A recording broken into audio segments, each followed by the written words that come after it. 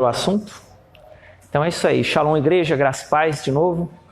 Os irmãos que vão nos assistir, que Deus abençoe. E então, assim, o caminho da palavra, ele é invisível.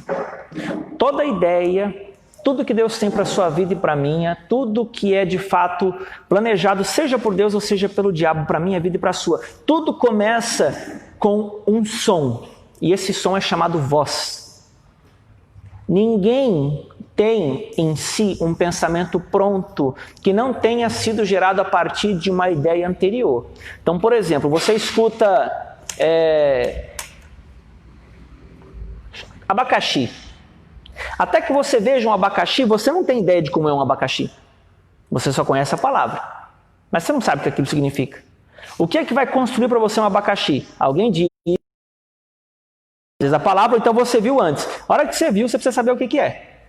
A hora que você bateu o olho, casa-se a informação com a visão com a informação.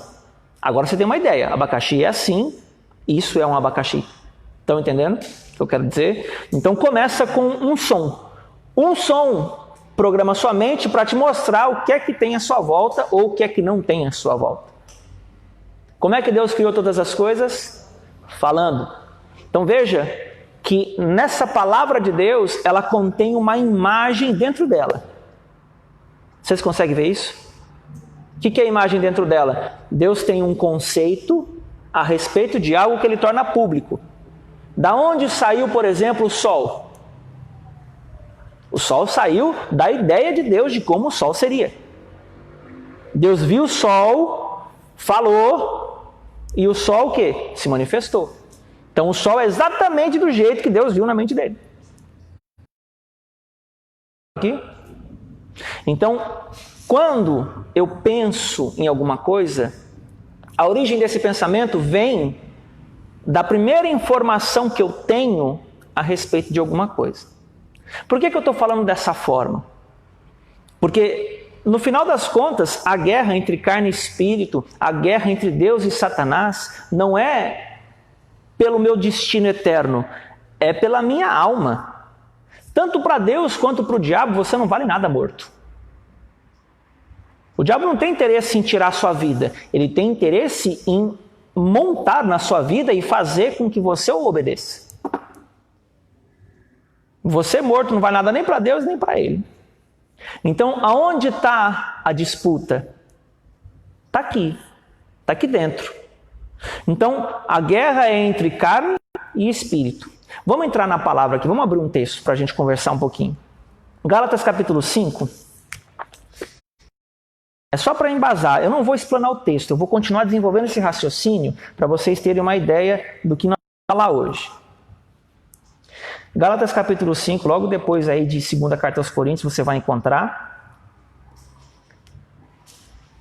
Gálatas capítulo 5, verso 16. Diz para nós assim: digo, porém, andai no Espírito, e jamais satisfareis a concupiscência da carne, porque a carne milita contra o Espírito e o Espírito contra a carne, porque são opostos entre si, para que não façais o que porventura seja do vosso querer. Então, só isso aqui tá bom. Então, qual é a questão então da guerra entre carne e espírito? É o que está sob o meu querer. A questão ali é o que eu quero. A disputa é entre o que eu quero e o que Deus quer. Essa é a guerra espiritual do cristão. A minha vontade é essa, a de Deus é essa. Então, esse conflito vai haver até o último dia. Mas é possível desse conflito ser reduzido à medida em que eu me santifico. O que é santificação? Concordar com Deus. Não é não pecar. Tem gente que pensa, não, eu sou santo porque você pensa que você é santo, que você não peca, que você já é um pecador. Porque a palavra fala que se aquele que pensa que não tem cometido pecado, ele se faz mentiroso. Na verdade, ele faz Deus mentiroso. Eu vou fazer um parênteses, eu vou ler esse texto para você em 1 João, pode ficar em Gálatas mesmo. Eu só quero mostrar para você que quem pensa que não tem pecado, ele faz Deus mentiroso. E eu quero provar isso na Bíblia. 1 João capítulo 1, lá no versículo 8. Se dissermos que não temos pecado nenhum, a nós mesmos nos enganamos e a verdade não está em nós. Então, olha só. Então, eu peco sim. A palavra diz que eu peco. E se eu digo que eu não peco, a verdade não está em mim. Eu estou enganado. Porque ou a palavra é verdadeira ou eu sou. Então, começa aqui o contexto. Então, qual é a guerra? É entre carne e espírito. Entre mentira e entre verdade. Como assim mentira e verdade? Jesus falou que Satanás é pai do quê? Da mentira. E a carne concorda com quem? Com o diabo. Me prova, pastor. Provo para você. Mateus capítulo 16, lá no versículo 23, se eu não me engano, 24. Não, 23 mesmo. Mas Jesus, voltando-se, disse a Pedro: arreda, Satanás, tu és para mim pedra de tropeço, porque não cogitas das coisas de Deus, e sim das dos homens. Então, se nós estamos falando o que está em xeque é a vontade, e Jesus fala que Satanás cogita das coisas dos homens, significa que a vontade dos homens é igual à do diabo. Eu vou repetir. Se Jesus está dizendo que Satanás cogita das coisas dos homens, significa que a vontade dos homens é igual à vontade de Satanás. Vocês conseguem associar isso? Porque a guerra é entre carne e espírito, é a vontade de Deus e a vontade do homem. A vontade de Deus é a vontade de Satanás. Então, por trás do homem existe ou Deus ou Satanás. Tudo está onde? Na voz que o guia.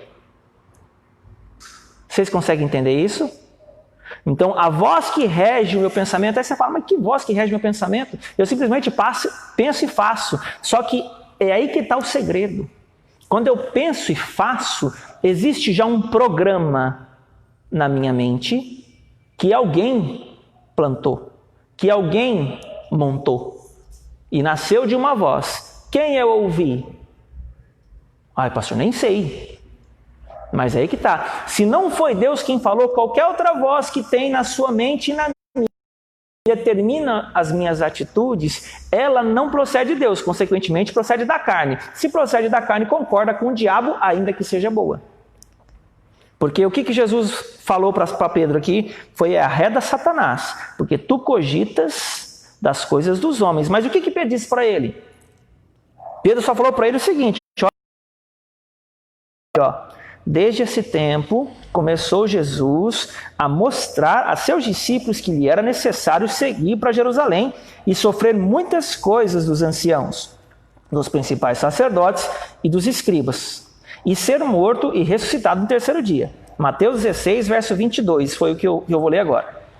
E Pedro, chamando-o à parte, começou a reprová-lo, dizendo: tem compaixão de ti, Senhor, isso de modo nenhum te acontecerá.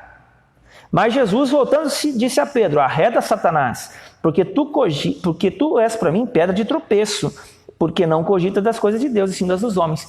O que mal que tem o que Pedro disse para Jesus ali? Qual foi o mal para chegar e falar que foi Satanás que falou?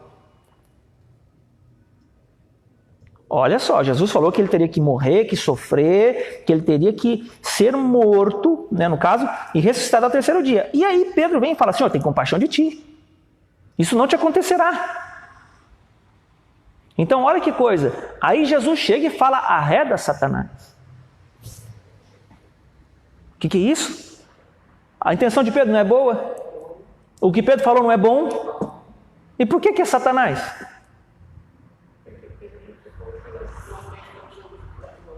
Então, olha que interessante. Então, nós vamos desenvolver. Está no contexto seguinte, verso 25, 24. Na verdade, eu vou falar uma coisa antes da gente ler. Jesus, ele veio fazer a vontade de quem? Do Pai. Né? João capítulo 4, verso 34. A minha comida é fazer a vontade daquele que me enviou e realizar a sua obra. Comida. Ele se alimentava disso. Agora, aqui, Pedro chega e fala o seguinte: Senhor, tem compaixão de ti. Aonde está o choque aí? Porque na mente de Deus, o que é pensar em mim? Egoísmo. Jesus não veio por causa dele, ele veio por causa da humanidade. Se ele tem compaixão de si, a humanidade toda perece. A vontade de Deus estava conflitando com a carne que Pedro, na boa intenção, propunha para Jesus fazer. Em outras palavras, sempre que o propósito de Deus e a minha vontade competirem, eu vou ter que tomar uma escolha. Quem é que eu vou atender? E nessa escolha, eu vou decidir quem está me regendo. Se é Deus ou se é Satanás. Quando eu pensar em mim, quem está me regendo? Satanás. É o que Pedro falou para Jesus, cheio de boa intenção. Não sofre não. Não, tem compaixão de ti. Pedro não estava sendo egoísta. Pedro não estava sendo mentiroso. Ele queria que Jesus não passasse sofrimento. Mas ele não sabia o propósito. E Jesus estava colocando o propósito acima da autopreservação. Aí Jesus, vendo que Pedro havia acabado de ter a revelação de quem ele era, lembra? Quem diz o povo que eu sou? Tu és o Cristo, Filho do Deus vivo. Foi esse Pedro que teve a revelação, que agora falou algo contrário ao propósito de Deus. Então não é porque eu estou à frente, porque eu sou crente, que eu tenho anos de igreja, ou porque eu sou irmão do fulano, estou na igreja do ciclano, que o diabo não me pega, que o diabo não me usa, que o diabo não me engana. Jesus, sabendo a influência que a voz de Pedro ganhou diante dos discípulos, quando ele foi assumido, né? Jesus falou, foi o Pai que te revelou. Jesus reconheceu publicamente, foi o Pai que te falou. Então isso deu moral, porque Pedrão, chucrão, ouvindo revelação do Pai, os discípulos, nossa, olha o Pedro, cara. E aí o que acontece aqui? O próprio Pedro de repente escuta, mas Jesus não estava falando com Pedro. Jesus está falando com Satanás, que soprou, tentando enganar Jesus pela boa vontade de Pedro, que teve uma revelação do Pai. Jesus pescou que se ele cedesse ali, todos os outros seriam enganados. Você vê que Pedro chama Jesus de canto. A hora que Jesus vai repreender, ele repreende publicamente. Arreda Satanás, porque tu cogitas as coisas de Deus, tu não cogitas as coisas de Deus, e sim das dos homens. Por quê que Jesus fala isso? Porque ele extraiu um princípio para ensinar para o povo. Verso 24. Ele pegou a lição da conversa com Pedro. Olha o 24 aí, ó. Então, olha só, então liga um fato ao outro. Disse Jesus a seus discípulos: se alguém quer vir após mim, a si mesmo se negue, tome sua cruz e siga-me. Então a questão é que quando a minha vontade ficar contra a vontade de Deus, quando um bom conselho de alguém vier me impedir de sofrer, e esse sofrimento faz parte do processo de amadurecimento que Deus tem na minha vida, eu devo optar pelo sofrimento e não pela ausência dele. Porque senão eu estou sendo egoísta. Eu estou concordando com o diabo que quer me preservar. Quer mais um exemplo? Jesus, logo no deserto, quando estava lá, o que Jesus falou para Satanás? Na verdade, Satanás falou o seguinte: ó, tudo isso aqui eu vou te dar porque é meu. Se prostrado me adorares. Aí Jesus chega e fala: arreda Satanás, porque o quê? Não tentarás o Senhor teu Deus. Só o Senhor teu Deus só ele servirás e só ele darás culto. Por que Jesus disse isso ali? Porque Satanás propôs para Jesus ter as coisas antes da cruz. Eu posso te dar tudo isso aqui, Jesus, ó, mas não precisa nem morrer, nem continuar a sua vida, eu te dou tudo, só prostra aqui. Então quem te poupa da cruz não é Jesus. Ele fala, ó, então quem quiser vir após mim, negue-se a si mesmo. Então quando a sua vontade chocar com a de Deus, com a obediência que Deus demanda da sua igreja, essa é a hora em que você vai ver se é você ou se é Satanás ali que você está seguindo. Se você está seguindo a Deus ou se você está seguindo a si mesmo. A cruz é o que ele falou, é o que vai matar essa vontade. Essa palavra aqui hoje vai te esclarecer de uma tal forma que todas as vezes na sua vida a partir de hoje, você vai enxergar lá dentro do seu coração na hora que você tiver que decidir alguma coisa. E você nunca mais vai poder dizer para Deus que você não sabia. Ela vai brilhar assim, ó, na hora que você for decidir uma coisa errada. Uma coisa egoísta. Você vai ver Você vai fazer, conseguir fazer, mas vendo assim, ó, egoísta, egoísta, egoísta, egoísta. Você vai ver dentro de você. Porque o Senhor tem que rasgar essa carne nossa. Ele tem que nos mostrar que a medida do amor é como eu quero ser amado. Amar ao próximo como a ti mesmo. Se eu me amo, eu vou me interessar pela palavra de Deus, porque ela é para o meu bem. Quem é a palavra? Jesus. Qual é o caminho que ele, sendo a palavra, percorreu? Ele foi em destino à cruz. Ele não veio aqui para ser abençoado, ele veio aqui para nos abençoar. Só que a bênção de uns custou a morte de outros. Porém, a ressurreição dele deu para ele algo que Satanás não podia dar. Satanás falou assim, ó, tudo isso aqui eu te darei, se prostrado e me adorares. Tudo isso o quê? Tudo que tem no mundo, todos os reinos aqui eu vou te dar.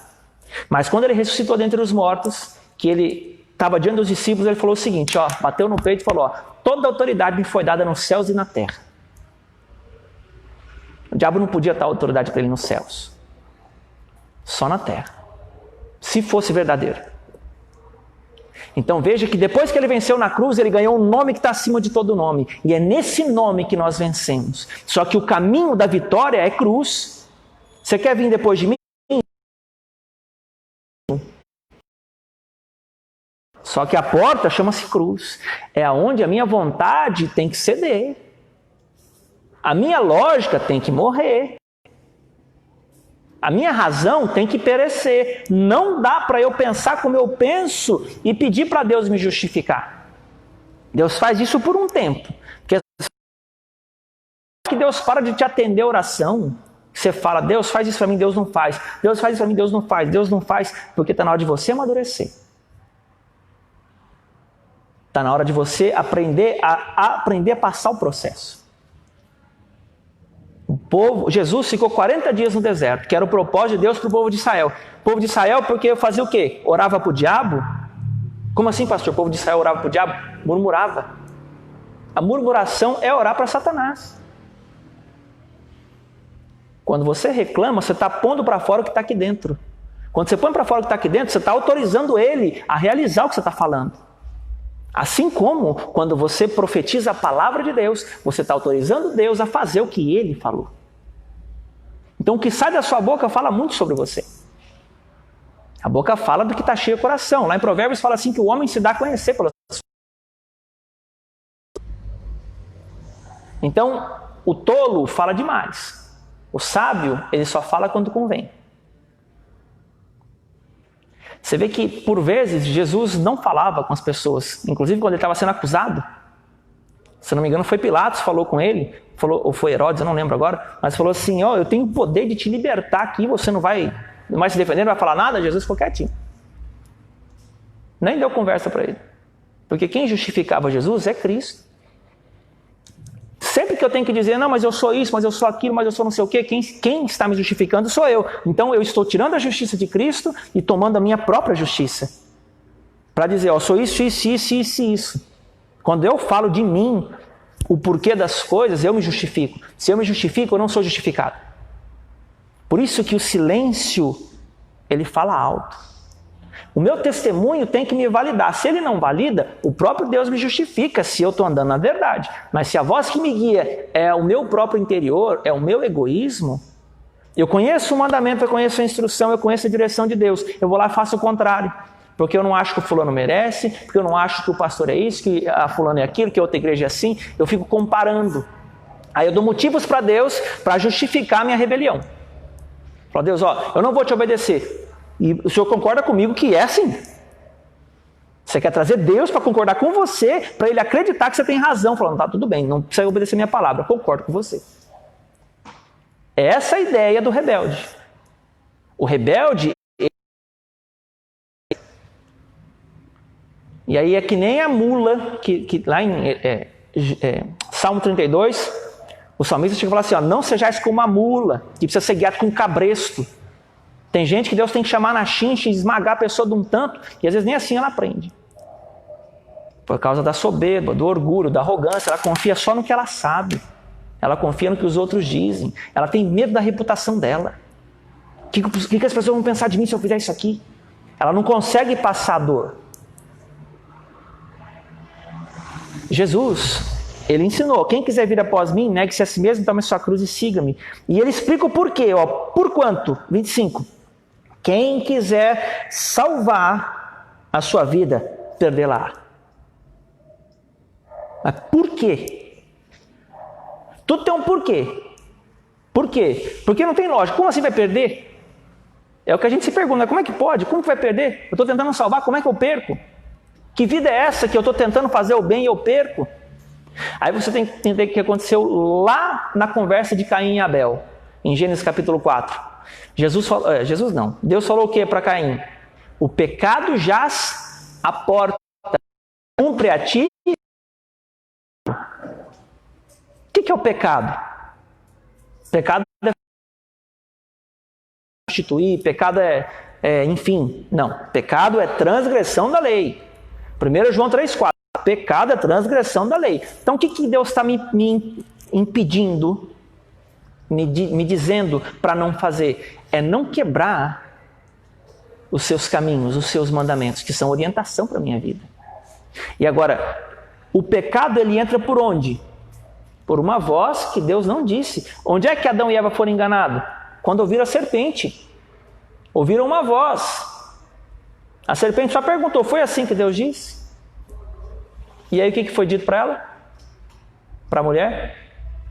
Foi isso aí, na verdade a mulher percebeu, né? Vendo a mulher que a árvore era boa, agradável aos olhos, desejável para dar entendimento, tomou do fruto. Então você vê que houve um processo. A voz foi semeada, a visão entrou, gerou uma imagem, que gerou um desejo, que gerou uma atitude. O pecado não foi ter comido, o pecado foi ter dado crédito ao que ela ouviu. Porque do que aconteceu aqui dentro. Então tudo que eu faço está aqui dentro de mim e para fora só foi representado. Vocês estão entendendo? Vocês conseguem ver isso? Então não tem como eu falar assim, não, eu sou uma bênção, não, eu sou reto, eu ando na justiça, mas eu falo o contrário, eu faço o contrário, eu não consigo dar testemunho do que eu falo. O meu comportamento não me valida.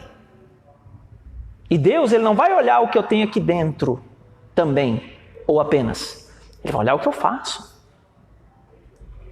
Então, assim, o que eu faço é uma extensão do que eu sou.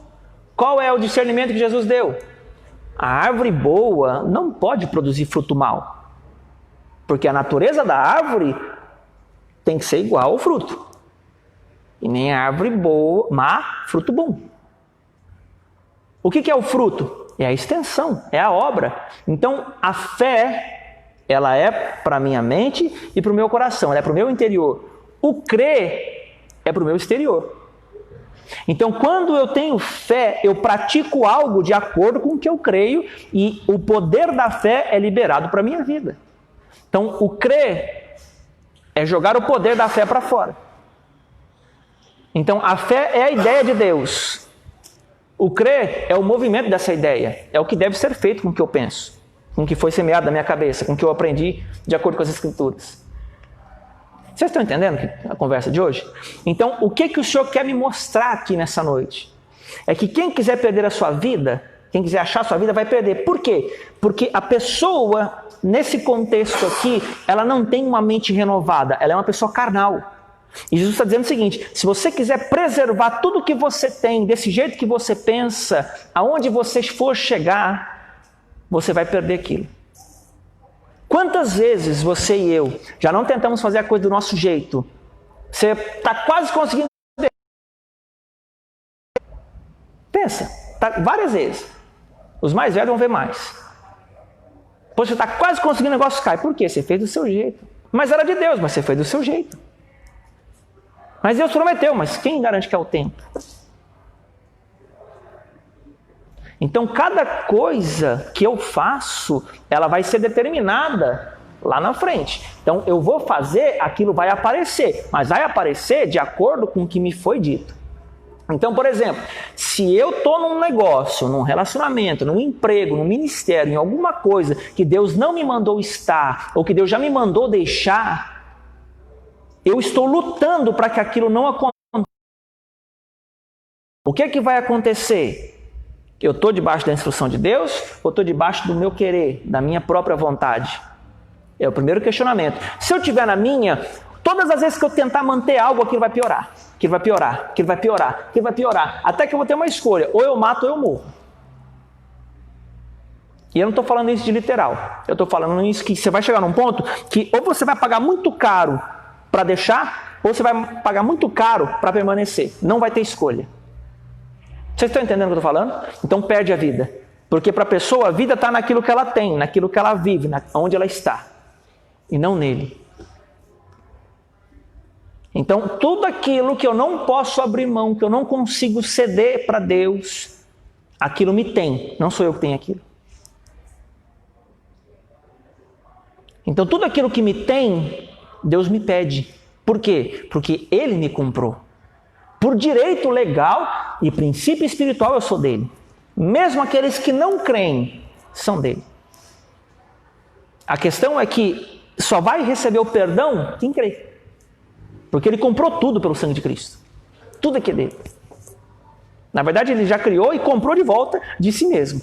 Para mostrar para toda a ordem criada que ele se submete à sua própria palavra. Ele reina e não quebra a sua própria palavra. Então, se ele falou que o salário do pecado é a morte, se fez carne e foi para a cruz. Ele pagou a conta. Aí eu não acredito que o salário do pecado é a morte. Então peco, porque comigo não acontece nada. Não vejo efeito. Aí o que acontece? Vê as finanças caírem, a alma morrer. Porque só você sabe como que é difícil ser você aqui dentro. Ou não. Às vezes é bom ser você. É você que sabe. As lutas que você passa aqui dentro, só você e Deus que sabe.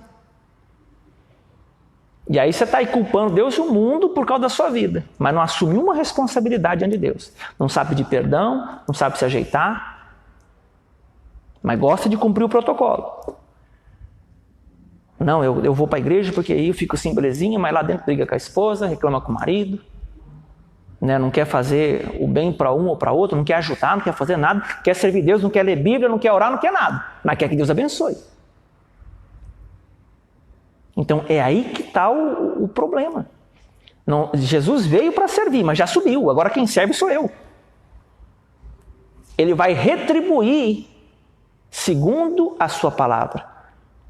Porque se atentamente ouvires a voz do Senhor teu Deus e guardares os seus preceitos, mandamentos, juízos e estatutos. Deixa eu abrir uma coisa para vocês aqui. Parece difícil isso. E de fato tem uma dificuldade, mas não é feio.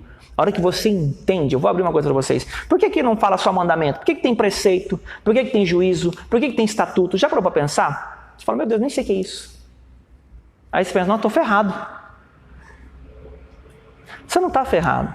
O que tinha que ser feito para você foi feito. Você agora tem vida e amor disponíveis para sair da vida em que você se encontra. Essa miséria de alma que você se encontra hoje, de depender dos outros, de relacionamento, de emprego, de dinheiro, disso, daquilo outro, isso mostra em nós, denuncia em nós, é verdade. Alguém vai falar não, pastor, você está sendo radical. Não, estou sendo bíblico. Ele é o provedor. Ele é o Senhor. Ou não é. Ele que abençoa, é Ele que amaldiçoa. Mas a questão é que Deus não tem interesse no seu sofrimento. Se tivesse, não ia para a cruz. Hein? Tem gente que fala assim, não, Deus é que mandou a doença, por isso que eu estou doente. Eu falei, então não toma remédio, fica doente aí. Você vai contra a vontade de Deus? Por que você toma remédio? Se foi Deus que mandou a doença. Né? Então não age contra, então fica doente. Então Deus não manda a doença para a pessoa herda a doença da desobediência dela.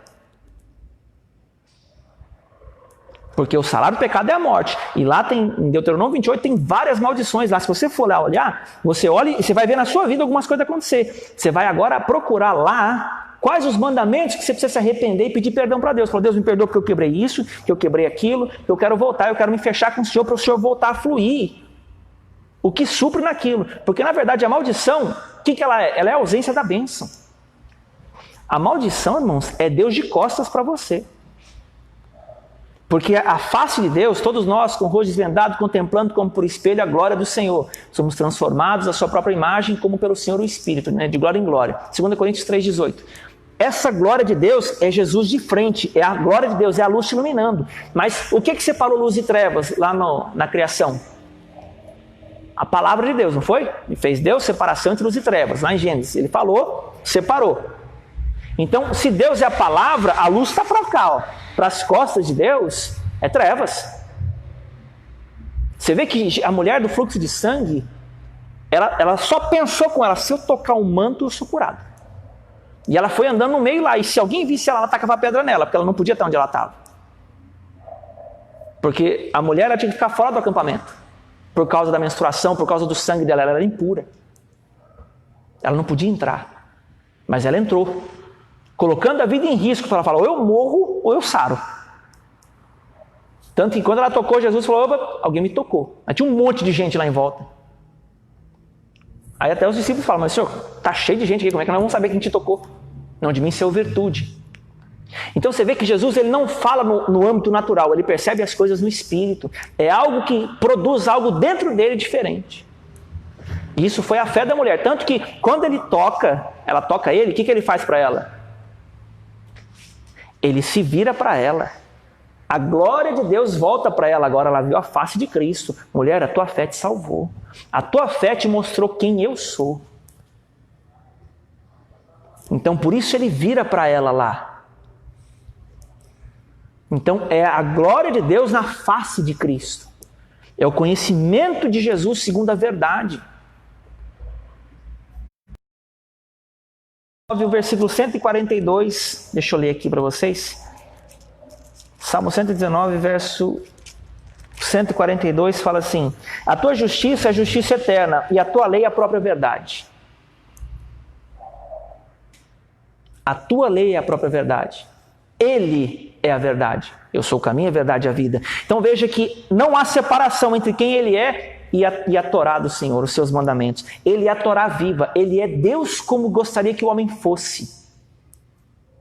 Ele é Deus no seu mais preciso traço. Ele é o resplendor da glória de Deus. Glória a Deus, igreja. Então o que o Senhor quer que eu saiba hoje? É que tem jeito para a minha vida. Tem jeito para a minha miséria de alma. Tem jeito para minhas demandas emocionais. Não é o meu filho, nem meu pai, nem meu marido, nem meu papagaio, nem ninguém que é culpado da minha vida. Sou eu. Mas eu não fiz certas coisas, mas você aceitou certas coisas. A escolha ainda é sua. Então você se posiciona, Deus vai se posicionar a favor ou contra você. Porque Deus é a favor de quem? De quem está na aliança. A aliança da graça é uma extensão da aliança da lei. Os judeus conhecem isso como aliança renovada, os messiânicos. Não é nova aliança, como os católicos traduziram, né? Porque a nossa tradução é católica.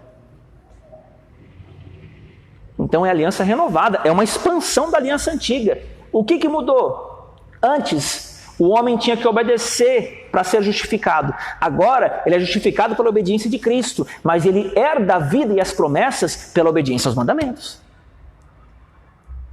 Eu vou repetir. Antes, ele era justificado pela obediência à Torá, aos mandamentos. Agora, ele é justificado por fé, que é a nova natureza que desce. Mas ele obtém as promessas e a bênção pela obediência aos mandamentos. Porque a questão é retorno, é techuvá. É o voltar do pecado, que é a transgressão da lei, a cumprir a lei. Deus não vai me condenar nesse processo de salvação porque eu não cumpro os mandamentos. Mas eu não vou desfrutar das promessas que eu tinha direito em vida porque eu não dei ouvidos à sua voz. Herdar o reino é somente da forma como ele propõe. Como ele propõe? Se guardar os meus estatutos, os meus juízos, os meus preceitos, os meus mandamentos. Deixa eu explicar uma coisa. Sabe o que é mandamento? Mandamento é ordem, é lógica. Preceito é o efeito do mandamento dentro do seu coração. O preceito é porque é o caminho completo da palavra. Lembra? A palavra entra, a palavra toca e regula a vontade. Sim ou não? A palavra se torna um ato e depois uma consequência. É esse o processo. A palavra de Deus ela vai entrar na sua mente, vai regular o seu coração, ou seja, vai sarar você. E aí sim, com você curado, ela vai produzir o que Jesus dispensou com toda a sorte de bênção espiritual nas regiões celestes para você. Você é abençoado com tudo, mas só vai dar isso à medida em que Deus curar você. Você não vai herdar antes. Meu Deus, pastor, que triste isso. Não, isso é motivo de alegria. Porque Deus não quer pular etapa na sua vida. Porque se Ele fizer antes, você perde o milagre. Você perde. Por quê? Porque o fundamento da minha bênção ou da minha maldição está aqui.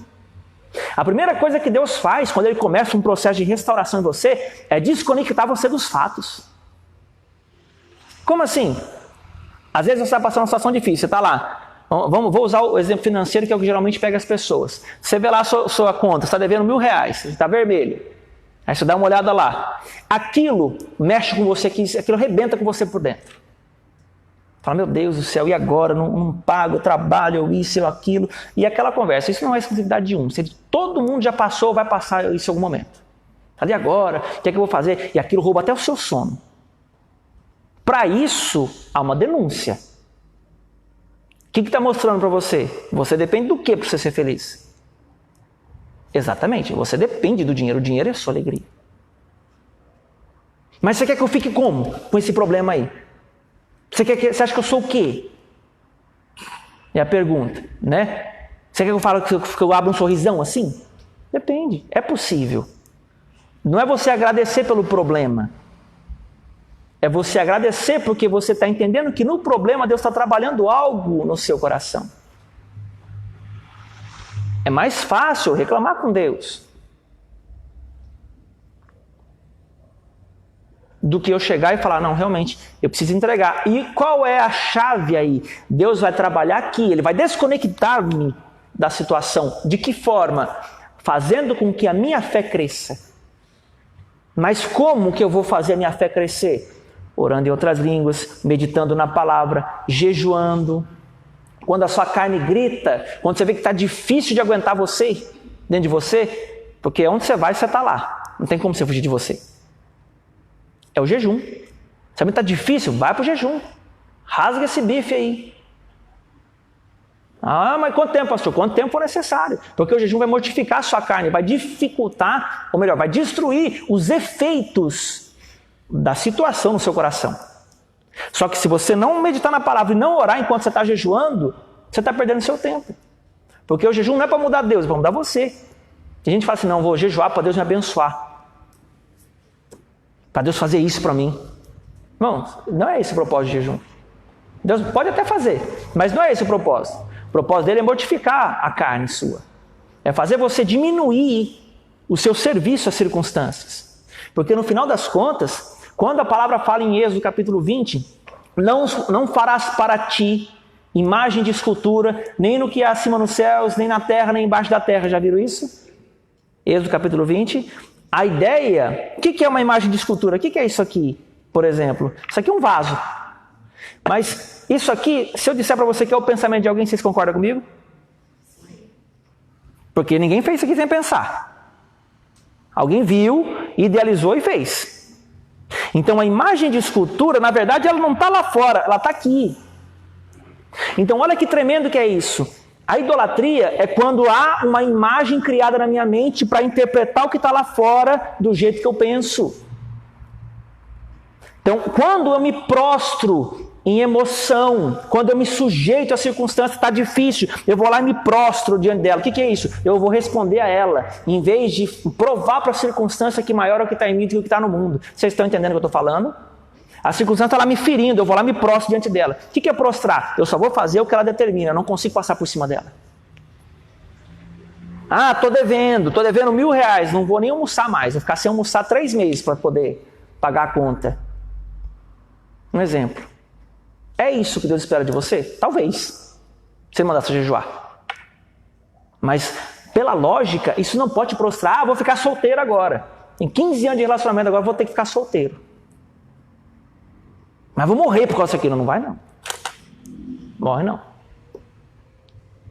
Tem coisas que vão ter que sair da sua vida para que as coisas novas entrem. Tem coisas que, se eu não ceder, por eu ser filho de Deus, Deus vai falar, você não quis fazer enquanto eu te pedi, então deixa o pai fazer do jeito do pai. Você já tentou dar banho no seu filho à força? Aqui o pai, no caso é o Emerson, já tentou dar banho no seu filho à força? Vem aqui menino, vem tomar banho aqui, pega ele aqui no cangote de um jeito que ele não consegue sair. Ou então você quer levar ele quer ficar no parquinho. Você fala, não, vem aqui, menino, vamos embora. Ele não consegue ficar lá no parquinho. Por quê? Porque o pai é mais forte do que ele. Vai embora chorando, vai reclamando, faz bico, isso e aquilo. Mas ele vai. Por quê? Porque não é mais forte do que o pai. O pai é a mesma coisa. Quando o pai vem para usar força, aí você pode chorar e esgoelar que não tem capeta que te ajude. Porque quando Deus vem, quando você vai enfrentar Deus, não adianta orar para Deus parar, não. Que a questão ali é falar, pai, obrigado pelo processo. Porque ele te avisou muito antes de entrar com uma providência dessa. Deus está falando. Eu estou lá, não, Deus, isso aqui não, Deus vai mudar, não, Deus vai fazer, não, Deus vai fazer. Está desenhado na minha frente, Deus já colocou todo o roteiro do filme na minha frente. Eu estou vendo o negócio, eu estou lá. Então Deus fala, estou chegando. Vamos fazer um churrasco aí. Aí Deus desce e queima aquela carnalidade toda lá. Eu fico triste com Deus, mas bicão, né? Mas Deus tirou de mim o relacionamento, Deus tirou de mim o carro, a casa. Perdeu por quê? Teimoso. Deus não quer tirar nada de você, a não ser que aquilo tenha você. Se aquilo tem você, disputa o lugar no seu coração com Deus. E Ele é o Senhor. Aí não dá para ficar. Tudo que eu não posso ceder, Deus tem por direito e senhorio, se eu sou filho, de me tomar. Por quê? Porque Ele me quer. E aquilo está me tendo, por isso eu sofro e me prostro diante daquilo. Eu preciso ter músculos espirituais. O que é isso? É uma estrutura emocional rochosa, firme, para tomar decisões, aconteça o que acontecer. Tem decisão que é tão difícil que se você tomar para a direita, você vai arrumar um problema com 30. Se você tomar para a esquerda, você arruma com 29. Aí você fala, meu Deus. Se você não faz nada, aí é 31, que é você, os 29, não, é você os 30 e Deus ainda. Então, não tem jeito, você tem que escolher pelo que vale a pena sofrer. Vale a pena sofrer sem conseguir êxito ou vale a pena sofrer para depois ganhar? Aquele que quiser vir após mim, negue-se a si mesmo, pegue a sua cruz e siga-me. Pois quem quer achar a sua vida, perde. Mas quem perder, acha. Porque o reino de Deus está onde? Não vem de visível aparência, mas está dentro. Então, quando eu perco e entrego, eu estou dando para Deus o acesso ao reino dele. E ele vai mexer aqui dentro. Ele vai tirar o lixo, vai tirar a mentira, a impureza, vai me restaurar para então me dar de novo em dupla honra. Dupla honra. Para quem sabe perder e passar no processo e chegar para receber de novo. Coisa que ninguém te tira mais. Aí aquilo que era sofrimento para você vai virar antídoto na sua boca. Antídoto na sua vida. Você vai chegar, às vezes não precisa nem falar. Deus resolve a vida dos outros. Porque você aceitou o processo. Mas só recebe de Deus aquele que sabe entregar. Quem não sabe entregar não tem nada de Deus. Está cheio de rico frustrado aí. Porque a riqueza para Deus é a sua shalom, é a sua plenitude, é aqui dentro. E daqui dentro ele sobra. Pedrão era pescador. Uma hora teve que pagar imposto. O que Jesus falou para ele? Pedrão, pesca lá. Pesca lá. A hora que você pescar o peixe, vai ter uma moeda, um estátua na boca dele. Paga o meu imposto e o seu. Aí você imagina a cabeça de Pedro. Fala, qual que é o peixe que vai ter aqui para eu pescar para ter que pegar a moeda? Você imagina. Será que é lambari? Será que é pacu? Que peixe que é? Ele mandou vir pescar. Você sabe por que Jesus falou isso para Pedro? Eu estou conjecturando, né? Vou pôr ele para pensar. Que ele gosta de pescar, então vou lá pensar no lago, joga lá a varinha lá e fica. Meu Deus, que peixe. E agora? Como é que pode um negócio desse? Fica lá. Daí, peguei. Pegou. E saiu lá a moeda. Porque Deus não precisa de lógica. Deus não precisa de nada. Se quiser, Ele manda lá da Tailândia para você o dinheiro que Ele precisa. Estou mentindo? Então, o que acontece? Deus quer te ensinar a andar por fé. Deus quer te ensinar a andar por fé. Não é nessa lógica. Nós temos o testemunho do Hermes. A gente não sabe o que ele passa. Mas isso é só uma migalhinha do pão que Deus tem para ele. Mas a questão é, você se nutre do pão da vida e o pão da vida transborda na sua vida.